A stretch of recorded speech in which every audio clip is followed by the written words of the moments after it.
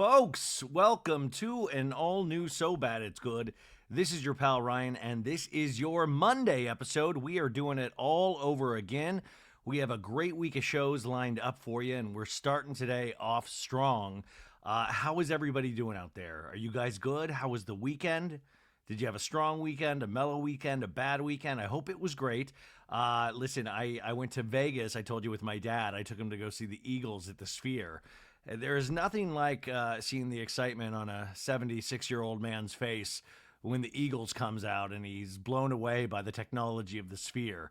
It was hysterical. But got back this afternoon, and then I'm doing this at like 12 in the morning on Monday because I fell into that trap of going on TikTok and watching Taylor Swift's final Eras tour in Vancouver. They'll live stream it on TikTok, and it's just like, it's a bunch of shitty streams basically. So I'm watching some kid sing along to every one of the lyrics at his home, watching a version of it. So it's like Inception, but I watched the entire three and a half Eras show, which I've seen two times in person when I went to Stockholm, which was insane. What an amazing, amazing experience. But then I've watched so many of the live streams over the course of this past year and however long it's been that she's done this tour. But I wanted to watch this because I thought there was going to be all these special surprises, and there was rumors that she was going to add like an extra hour to the set, which the show is already 3.5 hours long. There was a rumor that she was going to announce Reputation Taylor's version tonight, or potentially her first album, Taylor Swift Taylor's version. So there was a lot of rumors, a lot of things, rumors, as Meredith Marks would say, the rumors and the nastiness about Taylor Swift. No, so there's all these rumors. So I was like, I want to see what's doing.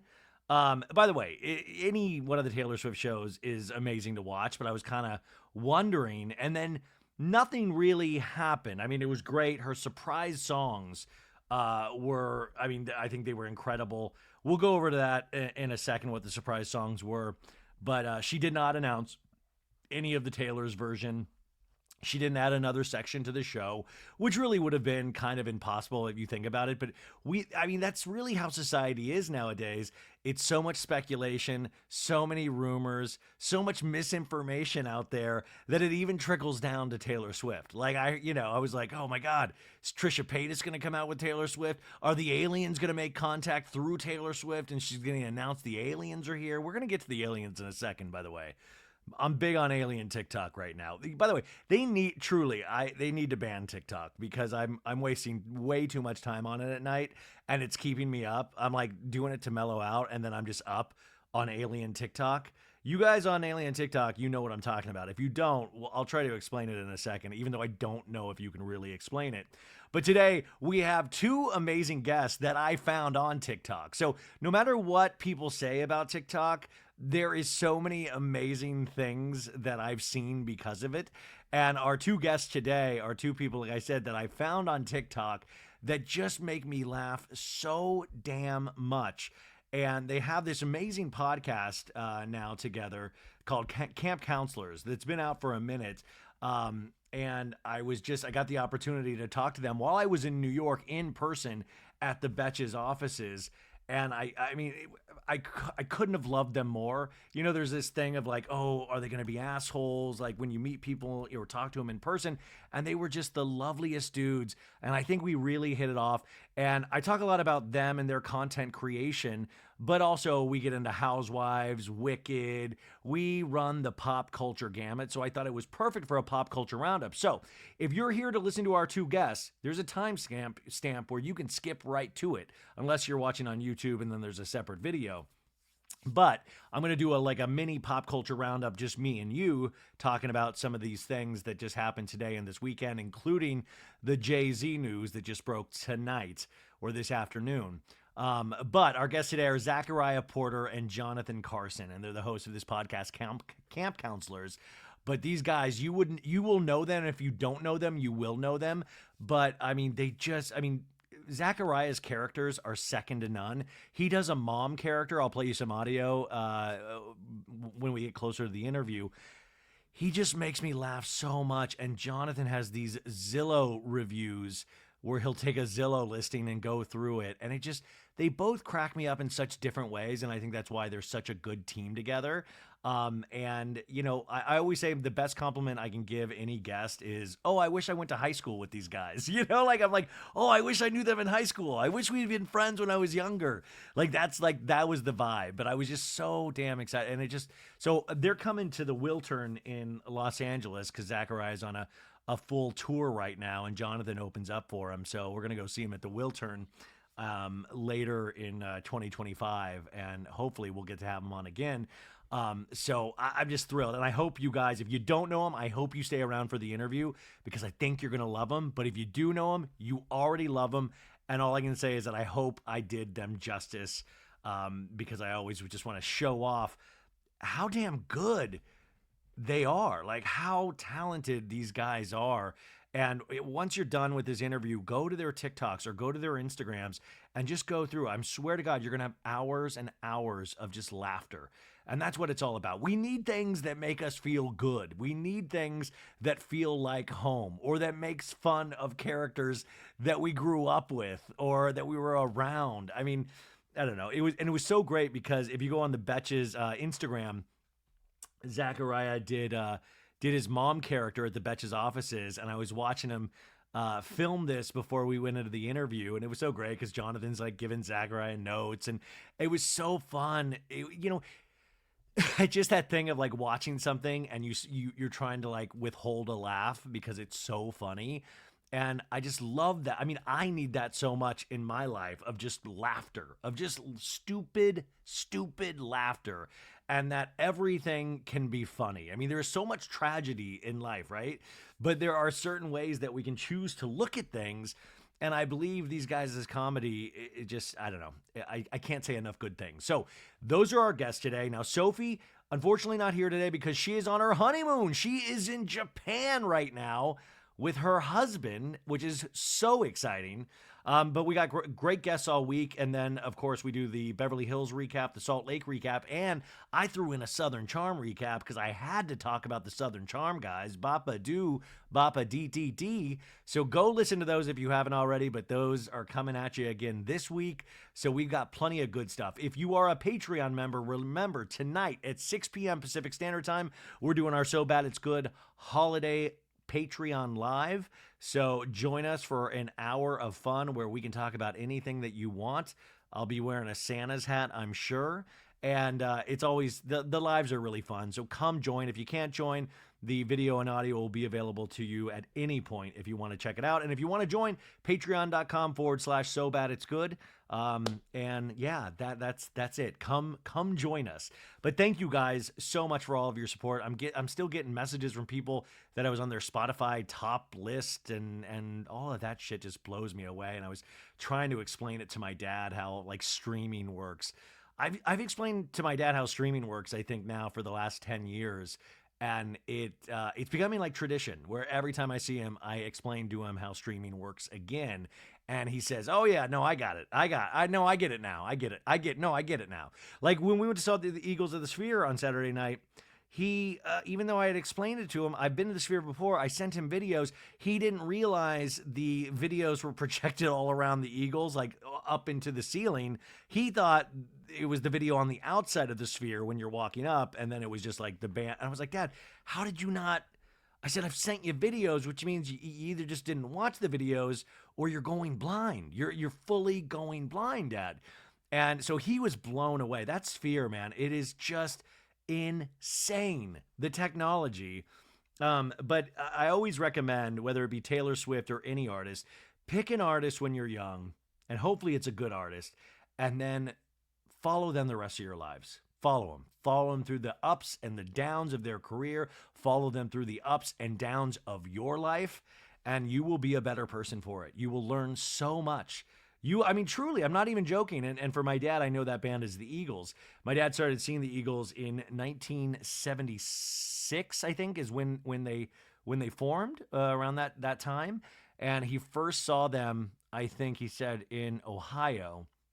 And he's been seeing them ever since. And I've taken my dad to see the Eagles so many times. The first time I saw the Eagles was when they got back together the Hell Freezes Over tour, I think in like, God, was that 92 or 93 at Sun Devil Stadium in Arizona.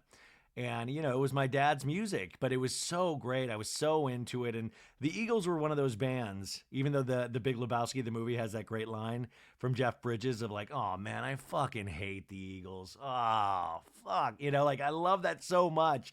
They were a powerhouse band, and Don Henley, the lead guy, well, Glenn Fry unfortunately has passed away, but his son sings his parts or a lot of his parts on the tour, and Vince Gill got added as well.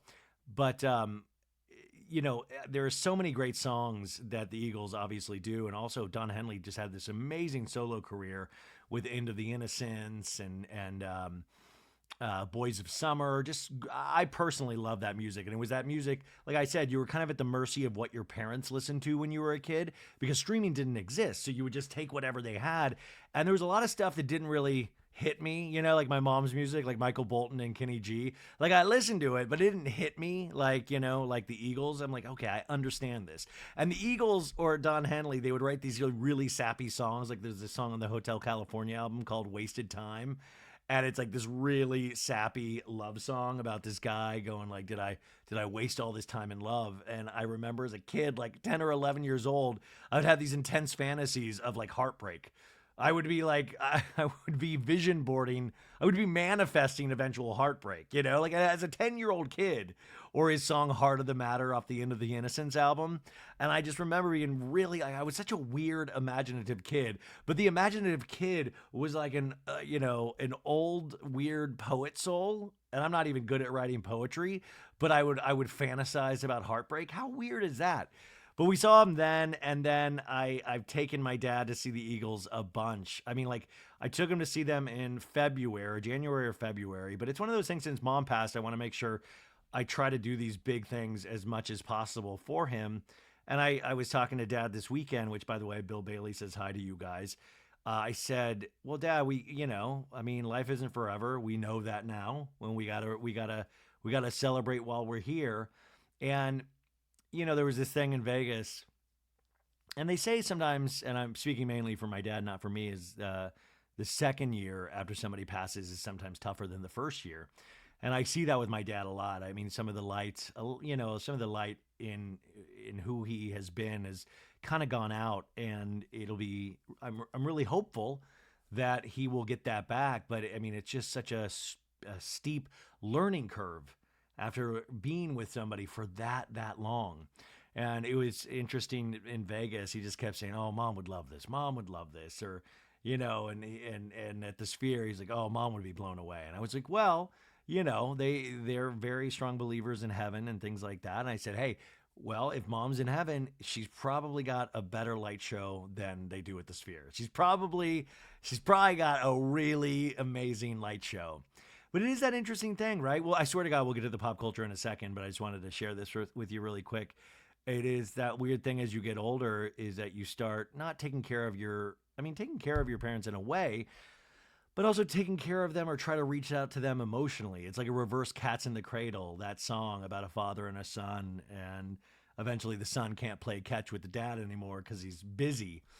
And, men especially, I always joke about that Salt Lake City scene between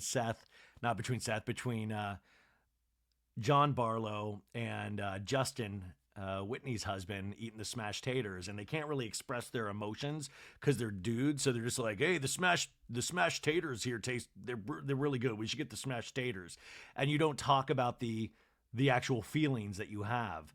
And we, me and my dad actually in the last couple of years have talked way more about feelings, but it's that thing of, you just want the best. I want the best for you, but I want the best for my dad. And I get so worried about these situations, and especially around the holidays. And I care very deeply. And so I was really nervous about this trip, and we had a really good time. And I think he just likes being out with people, because at home, I think he kind of locks himself away a little bit. And he is such a fun-loving guy when he's around people, and it's like, you got to get him in those places, because I think The Bailey men's natural instincts is to not be around people, is to hide away. Like, listen, I'm hiding behind a microphone right now, right? You know, it's not my natural inclination to try to go to every party in the world. Like, I don't want to be an influencer in that way. You know, we see all those influencers and they're just like party after party. I'm like, but what are you actually doing? What are you doing? That's why I love our two guests today, because it's like they fucking put out like really good content that just does, like, it makes me laugh. It puts something back into the world in this great way. So overall it went good. The other funny thing was I'm a slots guy. I mean, but I'm not like an actual gambler, but I do enjoy Wheel of Fortune slots and stuff. And we were over at Caesars because we took a walk down the strip, and we were, my dad was playing some slots, and he's not a gambler either. And I was at another slot machine and I was losing, and I lost like $100. And that's a lot of money, like $100. And this old Asian lady, I mean, like, she had to have been like in her 80s or something. She was in this like a little walker thing, and I noticed she was like watching me play. And then all of a sudden she hits me and she was like, no, over here, come over here, this machine. So she was telling me to go to this machine, and I was like, oh, and she was like, no, this hit, like this will hit, this is good. And I'm like, okay, I don't know really anything about gambling. I mean, with slot machines, you just press the button, right? But obviously she was watching me lose. So I go to this other machine and I start winning, right? And all of a sudden I win $300, you guys. I win $300. And the lady's like, see? And she's like literally has her hand over my hand, pressing the button, like here. And I'm like, what is this, like an angel? Like, what is this? She's like this old lady, like telling me like this is the slot machine that's gonna hit. And then I was like, okay. And then I was like, and she was like, no, go to this machine now. And then I went to the other machine, and I immediately lost $100. And then I was like, okay, I gotta go. I gotta go meet back up with Dad. He was having a drink at the bar then. This is like midday on Saturday. And then she was like, give me money. And I'm like, what? She's like, I gave you a machine. Give me money. And I'm like, what?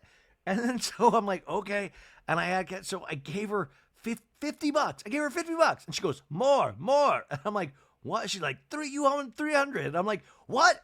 I gave you 50. And then, I was like, so I just gave her another 50 because I was so shocked because I thought, then I was like, of course, my thought, I just thought she was being nice at the gambling place, giving me a good machine. And then, of course, I gave her that. And so then I'm up 100. And then I lost that. I was a big loser in Vegas. I mean, in all ways, I was a big loser in Vegas. But I just thought it was like this nice lady.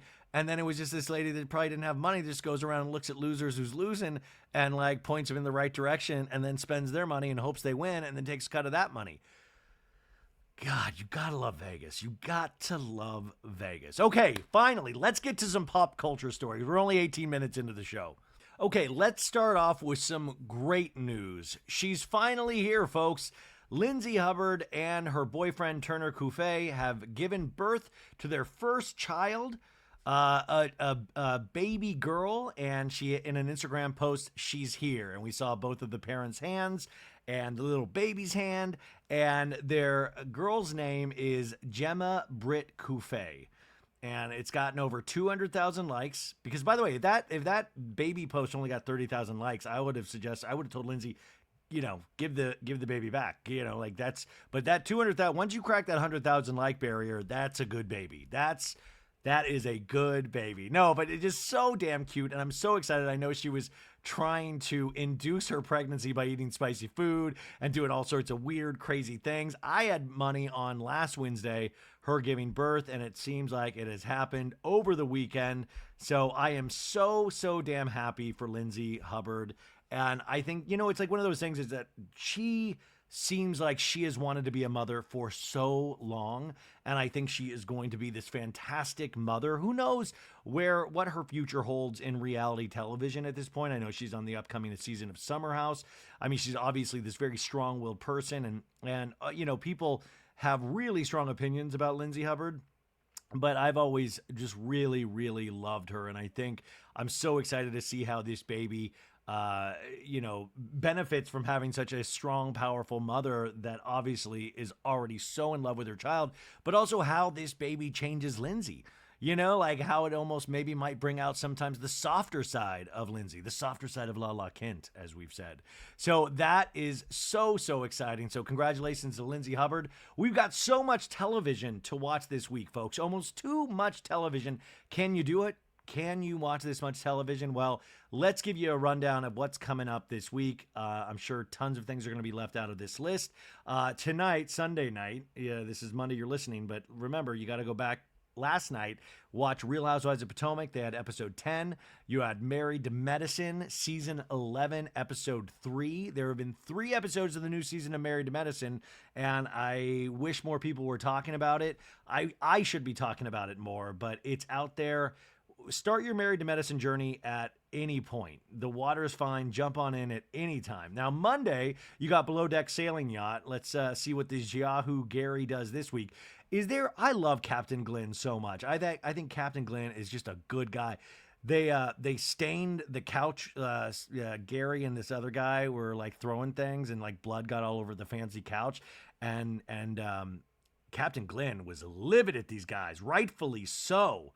This Gary was drunk, being a doofus like he always is on Below Deck Sailing Yacht, even though I just Gary, Gary, what a troublemaker. Anyways, Below Deck Sailing Yacht, episode 10 is on tonight. Then Tuesday, we have Real Housewives of Beverly Hills. I'm just really interested to see where the Dorit Kyle thing goes. Now, we had big news that I had told you about last week in a prediction that I thought Teddi Mellencamp and Kyle Richards were going to move in together. Teddi was going to move in with Kyle. Guess what? It's true, because Erica Jane and Teddi Mellencamp now have a podcast together, which I think I told you about in one of the recaps towards the end of the week. But Erica Jane brought this up of like, yeah, you got a weird living situation right now, don't you? And Teddi was like, yeah, I live with Kyle now. And I just like, imagine that hat wall just stuffed with Kimosabi hats. Oh my God. So yeah, Teddy's living with Kyle for now, which I think that means she'll be on Beverly Hills next season. Like, why would you, I mean, just them arguing about using Kyle's home gym would potentially be funny. Wednesday, we have the season 9 premiere of Queer Eye. Queer Eye on Netflix. I can't believe there's been 9 seasons of that already. Jeez. You have The Masked Singer on Fox. You've got another, The Floor. I don't know if anybody watches The Floor, hosted by Rob Lowe on Fox. You have MTV's The Challenge. You got Survivor season 47, which I'm a huge fan of this season of Survivor. In fact, Zachariah, me, and Jonathan do talk about Survivor. Now, we did this interview last Monday, and we were trying to think of the guy's name, and his name's Andy. Andy on Survivor is still there. So we did this last Monday before Wednesday's episode, and this past Wednesday's episode was fantastic. There was I don't want to spoil it, but there was a huge blindside. And I was shocked at the blind side. This is part of a 2-part finale that starts this Wednesday. And I think the other finale is the next Wednesday after that. But it's like a 2-part finale just so they can drag it out. And then you have Real Housewives of Salt Lake City on Wednesday, and also Sold on Salt Lake City, which is the reality Bravo show set in Salt Lake City where you'll see Lisa Barlow pop up. That's going to be on back-to-back. And then on Watch What Happens Live, you have Heather Gay and Brittany Bateman. Brittany Bateman, folks. And folks, I just want to tease this. Brittany Bateman and I have been in contact. So I think there's a possibility, I don't want to jinx anything, that you might hear Brittany Bateman on So Bad It's Good. And now, if you want this to happen, I almost suggest you guys just DM her. Listen, people will ask all the time, how can I help you? And I'll be like, tell me what slot machine to play. No, I'll be like, hey, just leave a good review, right? Or listen to the podcast, or engage with my posts, like all that stupid shit us content creators have to say. But people will be like, how do we help? Reach out to guests. If you want somebody to come on this show, DM them. Say, hey, you should go on this show So Bad It's Good. He'll give you a fair interview. It'll be respectful. So I think there's a possibility. So keep your fingers crossed. Put the positive vibes out there for me. Now, Thursday, this is really exciting. You know The Simple Life, right? The iconic reality television Fox series with Paris Hilton and Nicole Richie. Well, they're back now. On Peacock, they are doing Paris and Nicole, the encore premiere. They are doing a new limited series on Peacock. The trailer looks pretty funny, actually. It's they're doing an opera version of Sa Sa Sa of the I'm forgetting the phrase that they used to say all the time on A Simple Life, but Danny Pellegrino's in this whole thing. I don't think people realize. We talked about it when he was on the show a couple weeks ago, but Danny is in every episode of this. So he's only briefly in the preview, but I know he is in every episode. So I'm really excited to see how he is used. So that premieres on Thursday on Peacock. So that's going to be amazing. You also have the Billboard Music Awards on Fox that night. You have Jersey Shore, Family Vacation. You got House of Villains is back, season 2, episode 10. And you have Southern Charm, episode 2 of Southern Charm. I thought that was a really solid first episode. I heard some people saying it was like, but I really enjoyed it. I'm really invested in these people, for better or worse. So I was all in on it. Now, Friday, they have Love After Lockup, which had its season finale this past Friday. Love After Lockup is like one of my favorite reality television shows, but it's not for the faint of heart. Like I've recommended it to people and they've been like, what the fuck is wrong with you, man? Because it's literally about people that have like met love, while they're in prison, and it's like them coming out and starting this relationship. And 9 times out of 10, it is just shocking. It's a mess, right? And now that ended, and now they're going into love during lockup. So they're not even out of prison yet. It's like these relationships that are happening currently in prison, and it's all new. It's new cast members. I like, it's like, 90 Day Fiance, where they'll start recycling like cast members. Like it'll start 90 Day Fiance, and then they'll put them to like before the 90 days, or 90 Days in Space. One of those, so Love After Lockup is a little bit of the same. And Matt Sharp produces Love After Lockup, and he also produces all the 90 Day Fiance stuff. And that's over on WeTV. They started streaming old seasons on Peacock recently. So if you want to dip your toe in the Love After Lockup waters, try that. I think you won't be disappointed. Now, Saturday, we have an all-new episode of Saturday Night Live. This past week, we had Paul Mescal and Shabuzi as the musical guests, and it was a really, I think, solid episode. And one of the big reasons that everybody was so excited about this week was that we had a surprise appearance from the one and only Trisha Paytas. Trisha Paytas made her first Saturday Night Live cameo 3 years after her former podcast host said he'd cut his arm off if she ever made the show. Now, Ethan Klein, I think his name's Ethan, right? Ethan Klein. Yeah, Ethan Klein, who I've only seen Ethan Klein in like clips on TikTok. But obviously, this super successful streamer, podcaster, he used to do a show with Trisha Paytas called Frenemies, I believe. And, in one of the many clips is that he said, if you go on Saturday Night Live, what's something really valuable I can put on the line? I'll cut my arm off, my whole arm. After Paytas told Klein that she did not want him to remove his arm, he reiterated what he then called his threat, adding, if you go on SNL, I'll cut my fucking arm off. And this was an April 2021 episode. So Ethan, I know you're not listening, but don't go with the dominant arm. Yeah, keep, don't go crazy. Keep the hand that you write with, the arm, like the hand attached to the arm you write with. The other one's got to go, though. I think we all agree that that's got to go. Now, a lot of people still don't know who Trisha Paytas is. And Trisha Paytas is, I would say, how do you describe Trisha Paytas? She's the internet. She is the physical embodiment of the internet. She is somebody that, how do you describe Trisha? I really was trying to think of how to describe Trisha Paytas to you guys, because she's done everything. I wouldn't say she's extremely talented at singing or dancing, but the fact is that she does it, and that to me is like this talent. And it was actually is it heartwarming?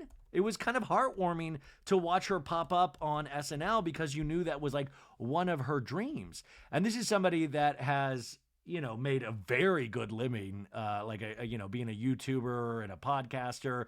But she's like a media personality. She is like somebody back in like the 70s and 80s would have killed on like Hollywood Squares or something. But she's like known for her vlogs and her mukbangs, where she would just eat a bunch of food. And there are so many clips of just iconic Trisha Paytas sayings out there. She's accumulated like around 5 million subscribers on YouTube and almost 1 billion lifetime views. And she has a podcast now called Just Trish. And she's also been involved in so many different controversies. Oh, I mean, she's been canceled multiple times, whatever you think of cancellation or whatever that even means anymore. She said a lot of things. And, she admitted, like, when she first started out, like over 10 years ago, she would do things to, purposely try to upset people, which I think a lot of people do in content creation. That's like a really great way to get people engaged. I don't have the balls to do that. I don't think I already sleep poorly at night. I don't think I could do that. But she's done a lot and said a lot of insane things. But at the same time, there is this thing that she has been around for so long that people really root for her now, or that's the vibe I get. She's also doing her Trisha Paytas Christmas show right now, which I think is selling out everywhere. She has 2 kids now. She's married to Ethan Klein's wife's brother. Isn't that crazy? And I know a lot of you guys might not even know who I'm talking about, but a lot of you guys do. And that's what's so interesting about pop culture now, is that it's so split. There are things that are so popular out there that you have no idea what they are. And so Bowen Yang is the one that I think got Trisha Paytas on SNL for this cameo.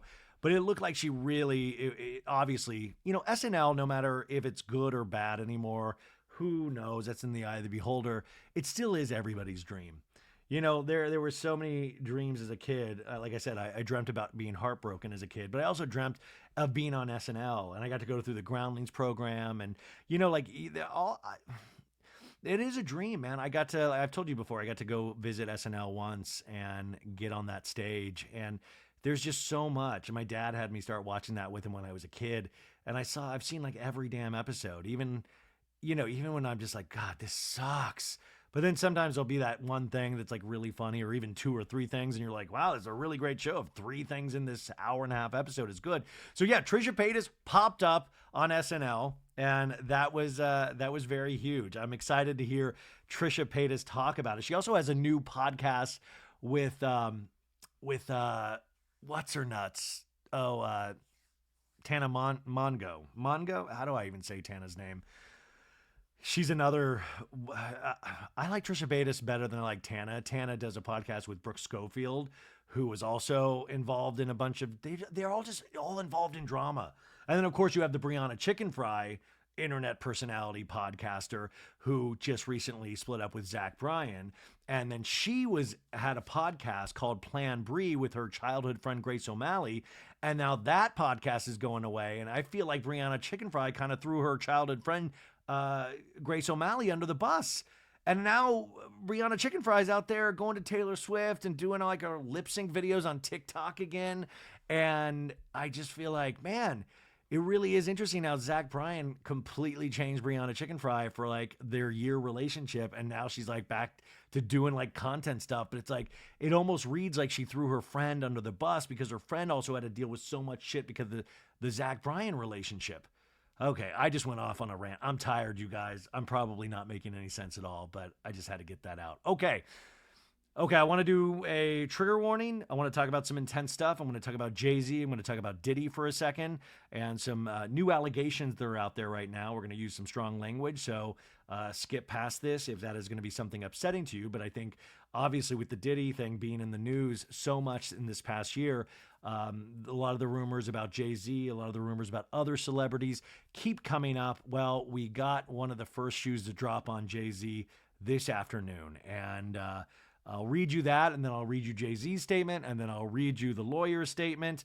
So there's a lot of statements going back and forth today. One sec. Okay, let's get into it. This afternoon, Jay-Z responded because there was a civil lawsuit filed on Sunday that claims he sexually assaulted a 13-year-old girl in the year 2000 with Sean Diddy Combs at his side. This was after the VMAs, the 2000 MTV Video Music Awards. So there's been this civil lawsuit filed, right? And so Jay-Z fired off this letter and put it out on the Rockefeller Instagram and website. And it reads, "My lawyer received a blackmail attempt called a demand letter from a, quote, lawyer named Tony Busby. And that name, you guys, should sound familiar. He's the one that says he has over 130 victims of Sean Diddy Combs. He says all of these celebrities have been involved. This guy has been up and down like TMZ, all of these different outlets, talking about this over the last couple of months. So that name probably sounds familiar. Jay-Z continues, what he had calculated was the nature of these allegations and the public scrutiny would make me want to settle. No, sir, it had the opposite effect. It made me want to expose you for the fraud you are in a very public fashion. So no, I will not give you one red penny. These allegations are so heinous in nature that I implore you to file a criminal complaint, not a civil one. Whomever would commit such a crime against a minor should be locked away. Would you not agree? These alleged victims would deserve real justice if that were the issue, if that were the case. This lawyer, who I have done a bit of research on, seems to have a pattern of these types of theatrics. I have no idea how you have come to be such a deplorable human, Mr. Busby, but I promise you I have seen your kind many times over. I'm more than prepared to deal with your type. You claim to be a Marine? Marines are known for their valor. You have neither honor nor dignity. My only heartbreak is for my family, my wife, and I will. My only heartbreak is for my family.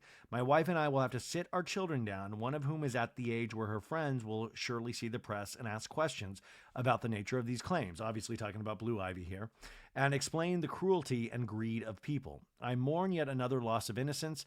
Children should not have to endure such at their young age. It is unfair to have to try to understand inexplicable degrees of malice meant to destroy families and human spirit.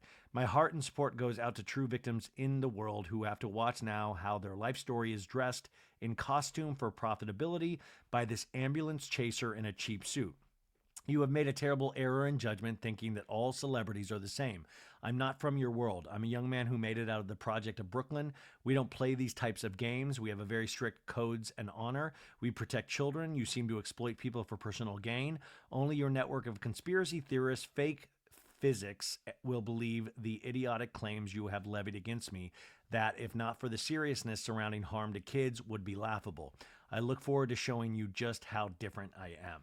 So very strong words from Jay-Z. Now, I wanted to just tell you, in all honesty, I am a huge Jay-Z fan, a much, much bigger fan of Jay-Z than I ever was of Diddy. I mean, I have seen Jay-Z so many times in concerts. I have all of his albums. I really love Jay-Z. I also think he's a very smart businessman, and obviously married to one of, if not the greatest performer in the world, Beyonce. I mean, truly, just amazing. And they have tried to, it's been interesting to watch Jay-Z's development over this last decade, especially. I wouldn't necessarily call it a rebrand, but I think with wealth and business, there is the Basquiat type hair with the dreads now. And, really kind of seems to have retired from being a recording artist in a lot of ways. He's really big into art collecting and just, it's a very different Jay-Z from the Jigga Man, right? That we all grew up on with like girls, and, It's a Hard Knock Life and all of these hits that we grew up with. And I think he's had this personal evolution that has gotten him to this point. Now, this is such a serious accusation, but I do want to say is that I don't know. Obviously, this is what the legal system is for. And, but we do have proof that Diddy did do a lot of this stuff. And we're going to see this kind of, through, a bunch of court proceedings coming up in this next year that'll probably go on for years and years. But we know Diddy has been involved in so many of these things. Now, Jay-Z did hang out with Diddy. Jay-Z did hang out with R. Kelly. I mean, Jay-Z had 2 albums with R. Kelly. And this was after everybody knew that R. Kelly married Aaliyah when Aaliyah was 15 years of age. I think some people forget about this, that Aaliyah, unfortunately, rest in peace, R. Kelly married that girl when she was 15 years old. That was an open secret. And people were still working with R. Kelly right and left. Even after the piss test, the P tape got leaked with R. Kelly, people were still working with R. Kelly left and right. And it's weird. We just turn a blind eye. The same thing with Harvey Weinstein. We turn this kind of blind eye, even though it's like out in public. I had that lady on for the Girls Gone Wild documentary this weekend, Sachi Cool, about Joe Francis and Girls Gone Wild. And it's so weird how these things are kind of just out in the open. And then decades later, we kind of realize the severity and the gravity of these situations. So, yeah, I mean, my hope is that Jay-Z, I hope this is just an ambulance chaser. I think it unfortunately then, if that is the case, really hurts victims in the end. But Jay-Z is very powerful and they've got deep pockets, just like Diddy has deep pockets. You're going to see probably some of the best legal maneuvering in the Diddy case over this next year and a half. They are going to say his rights are being violated, this, that, and the other. But with Diddy, we have that video. We have that video of him beating the shit out of his then girlfriend, Cassie, right? We have that. So we see that. So it can't just be rumors and speculation because we have that proof. But, I mean, a 13-year-old girl, are you fucking out of your mind? That is insanity. So I am so curious to see where this goes. And also I'm so curious about those conversations with Beyonce because it's like, man, Beyonce is at like a certain level where she is still out there. She is really gunning for a spot of, she's already a legend, but she wants to remain a legend for lifetimes beyond her own. And, isn't it the case, us stupid men, we always seem to embarrass the women, right? But this is another level. This, if it is true, is just another level. So I'm curious at this point, since he has been, this open letter now, we will see what comes from this. But we were waiting for the shoe to drop for a minute now. I do think it is kind of an interesting tactic for him to bring up the kids in this. Diddy did this as well, and being around his kids when some of these allegations were breaking. And for him to bring up his kids, yeah, it's heartbreaking. Everything is heartbreaking in this, but I thought that was interesting that he brought that up in the letter. And, one way to read it is that this is completely real and that's exactly how he feels. And it truly is that. Another way to read it is potentially it's a maneuver. It's to garner sympathy and be like, wow, he brought up his kids, and that is hurtful if you think about it. So it's a mess from top to bottom. Now, after he put this out and he went directly after this Tony Busby, right? Tony Busby made an Instagram post commenting back to Jay-Z and put a picture of himself, as a Marine and says this in the caption: "Recognize this guy? This is a picture of the Weapons Platoon Commander, Alpha Company, 1st Battalion, 4th Marines from our Western Pacific cruise book. Despite a coordinated and aggressive effort that has included harassing my kids, contacting my clients and former clients to encourage them to sue me, contacting my colleagues or former employees asking if I've abused them, showing up at my current employee's home to harass them, filing frivolous cases against me and my law firm, defaming me and outrageous assertions to anyone who will listen, and having mysterious people follow me and my family, I'm still that guy. I won't be bullied or intimidated. People will see through this effort to discredit me and my clients, and the truth will be revealed. I also won't allow anyone to scare my clients into silence. Sunlight is the best disinfectant, and I am quite certain the sun is coming." So this is in direct response to the Jay-Z letter and saying that he's, kind of a disgrace to the Marines. So this guy firing back. This lawyer, and I've met certain lawyers like this through the years, there seems to be a glee in the chase, in like, man, this and this and that and that. But he's asserting that he's not saying Jay-Z by name, but that people are after him and that are going after him. Now, there's one or two ways to look at that. If Jay-Z feels like this guy completely is wrong, you would go against this guy with everything that you have, right? You are protecting your legacy, your kids. And then the other way to look at it is if he is potentially guilty of this or anything else, he's going to do anything he can to shut this guy up. So this mess continues. Another great knock on 2024, but Jay-Z and, by default, Beyonce has entered the chat. So this will be an ongoing story, I'm sure, this week. So I will keep you up to date. In sad news, this I don't know, man. We talk about Brandy Glanville. She comes up in our conversation with Zachariah and Jonathan that you'll hear in a second. But over the weekend, Brandy posted to X, or formerly Twitter, and put a picture of her face, which looks like half of her face is like had this weird deflation, and it's like all kind of scrunch. I mean, if you've seen the picture, you know what I'm saying. But if not, look up Brandy Glanville on Google, and the picture will pop right up. And she wrote, "What happened? I wish I knew. I've been in and out of the hospital this past year and have spent almost every dollar I have trying to figure it out. Some doctors say I have a parasite that jumps around my face.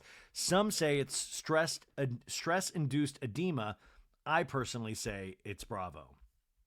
So, this is horrifying what, obviously Brandy is going through something and has been for quite a while, but it seems like it is maneuvered up to her face, and she has not gotten says she's not gotten any kind of Botox or filler and all that because of all of this stuff happening.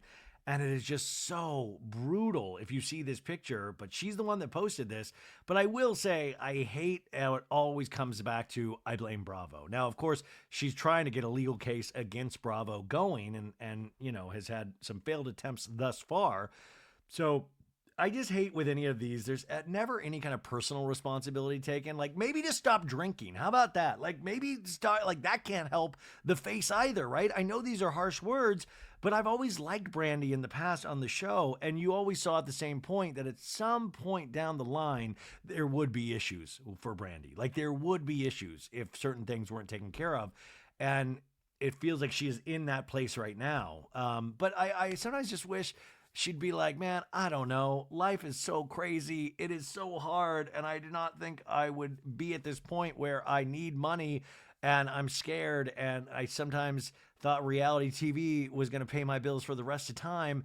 And what the fuck do I do? Instead of always just like, I blame Bravo. I blame this. Like, I don't know. Personal responsibility, it seems like with celebrities or even just ourselves, it seems like it'd be a foreign concept completely, right? I mean, like, I'm not trying to be harsh, but it's brutal. So go take a look at that picture if you haven't. I think it'll honestly shock you. Okay, and then, like I said earlier, tonight was the Last Eras tour for Taylor Swift. Her final concert in Vancouver was Sunday night. This is wild. It has been a 2-year journey with this tour. She's traveled back and forth across the globe. There has been such an insane demand for these 149 shows across 5 continents. The tour broke attendance records, boosted economies in every city that it came into, and it's the highest grossing tour of all time. Beat Beyonce, beat Michael Jackson, of all time. And I told you folks, like, I feel like I've seen everybody live. I've seen Prince, I've seen Elton John, I've seen Beyonce, I've seen U2, I've seen The Kill. I mean, I've seen everybody. Prince, I would say always was my number one, just in terms of shocked to see what that man could do on stage. And Beyonce right up there. And I will say Taylor Swift holds her own in that. Like, I saw that back to back, like 2 nights back to back, and I saw it from different vantage points. And what she was able to do with this tour, it was just mind-blowing. 3.5 hours to keep that audience engaged was insane. And she's got the hits. Like Beyonce and Prince, I think, are a different level of just choreography. And like with Prince, I just felt like, man, this dude is touched by God. And I'm so sad that I hope the legacy of Prince that new people come into the legend of Prince, because I think he's kind of forgotten about. And I'm worried that the people in charge of his estate aren't doing him justice, because he's somebody that is so damn talented and just died way too young. But every time I saw him, I was just like, I can't believe this can come out of this little tiny dude, this little sexy tiny dude. I'm Prince. Like, oh, so damn good. So the Eras Tour has grossed $2 billion. In 2023, it grossed $1.04 billion from the U.S. leg. And in October 2024, report said that it grossed $1.15 billion from her international stops. It was a 3.5-hour show, 46 songs across all of her different eras. And she's known for these acoustic sets midway or like kind of 3/4 way through the show, where it would be surprise songs. So each stop was different. Like we got like New Romantics, and we got like a 1989 mashup, and it was just it was incredible. Anyways, so the big thing was there was all of these rumors of what were we going to see? What were we going to see? Was she going to announce the new album, Reputation Taylor's version? Was she going to add new songs into this? Obviously, this was being filmed by professional cameras, so it looks like there will be some sort of movie version of these last era stops. And let's see here. The final surprise song section of the Eras tour is okay. So on guitar, because it's like a acoustic guitar, and then she switches over to the piano. On guitar, we got A Place in This World from her first album, Taylor Swift. So when we were like, I was streaming on TikTok, people were like, "Oh my God, she's announcing Taylor Swift's version. Oh my God, Taylor's version of her first album." And then it went to New Romantics, which is from 1989. So those two songs were mashed up together. And on piano, she did Long Live from Speak Now, which is a beautiful song and so fitting for the end of the Eras tour. And then she had New Year's Day, which is a song from Reputation album. And then she had the manuscript from the Tortured Poets department. And the final lyrics from the manuscript, which is the final song she played, are: "The only thing that's left is the manuscript. One last souvenir from my trip to your shores. Now and then I reread the manuscript, but the story isn't mine anymore." So that's basically saying the story is yours. And it's that kind of like, it's the friends we made all along the way. Don't be sad, you know? Like, and listen, and she said during the show, like, it's like the fans made this what it was, passing out the friendship bracelets and building this insane community. And you know, it's even like this show, like to a much smaller scale. It's like, I only do this part. You guys fill in all of those blanks. You know, you make it your own. You go out there and watch the shows that I talk about, or laugh about something, or maybe tell somebody about something that was said, and you can start these your own conversations about these things. Even about like, this guy's a jerk, I don't even care about. Like, you know, it's about communicating with other people through these things that we listen and watch and sing along to. And Taylor Swift, I mean, is just doing it at such just such an amazing level. Now, during the song Long Live, this was another great lyric. She changed a lyric in Long Live, and instead of singing "It was the end of a decade," Swift sang "It was the end of an era," which I thought was truly incredible. Because listen, I love it. I'm just some old dude that I just geek out even about Taylor Swift. I'm like, yeah, like I'm crying on like watching my phone, like watching this kid sing along to a badly streamed version on his TikTok. It's great, you guys. Okay, now, anyways, speaking of TikTok, our next two guests, that's where I discovered TikTok. TikTok might actually be banned. I think there's too much money in it for it to actually happen. But it looks like literally the day before Donald Trump is inaugurated, the TikTok ban would take place. And it is such a weird little social media thing where you will watch. I always say, like, I'm always like, get the weirdest things. Like, you'll be on, like, I'll get this guy all the time that's like makes like castles out of chocolate. Like, you'll be like, "Oh, I'm making a bunch of stairs, but out of chocolate." And then you'll get, like I said earlier, alien TikTok, because there are all these drones now. They call them drones, and they get like, they just cruise around like military bases now, or in New Jersey, or all these random places. People are getting these videos of these large scale drones. And even like New Jersey, they're like, "We don't know exactly what this is, but we think there's nothing to be worried about." I'm like, you think you don't know what this is? And so people are speculating that these are, I mean, they definitely are UAPs, which is the new term for UFO. But I'm like, holy shit, are the UFOs finally coming? And at this point, do we even care? Like, I feel like at this point, technology is so good at just in films that if we saw UFOs, we'd be like, it's not as good as how we saw it in like Independence Day. It was like much cooler spaceship. Like, we're going to be disappointed. We're going to be assholes about it. And then we're going to like make fun of the spaceships. And then the aliens are going to be pissed off, or they're going to be sad, and they're going to go back to their place without like helping us because they're like more advanced than us. They're going to be like, "Are you fucking kidding me? You got rid of the OG Vanderpump cast?" Like, that potentially was a mistake. The aliens are not going to be happy. So I'll see like alien TikTok or Taylor Swift TikTok or on prison TikTok. It is just insane. And then you're just like scrolling because there's so much bad shit out there. I've never learned how to fully do whatever I do on TikTok. I don't think what I do even works because I just do like 3.5 hour podcasts, but it's wild. But the whole point being is that I found these two amazing content creators that I just think are the funniest guys in the world. Now, Zachariah, you might know from some of his characters, and I want to play you the clip that he made with Jonathan over at Betches last Monday. I think this isn't like a summation of him, but you might recognize the voice from this clip and go like, oh, that's the guy that does all those characters. Here it is. Listen to this, you guys. I told you I'd meet you downstairs. You know I love the elevator. I brought my famous Christmas coleslaw. Put it in the break room. I found this. Is it free? Knock it off. I used to work in an office. I made calls for the vet. The guinea pigs were so sad. They was dying. Where's the phone? You don't make phone calls? Just email? Electronic mail? Employee of the month. That's nice.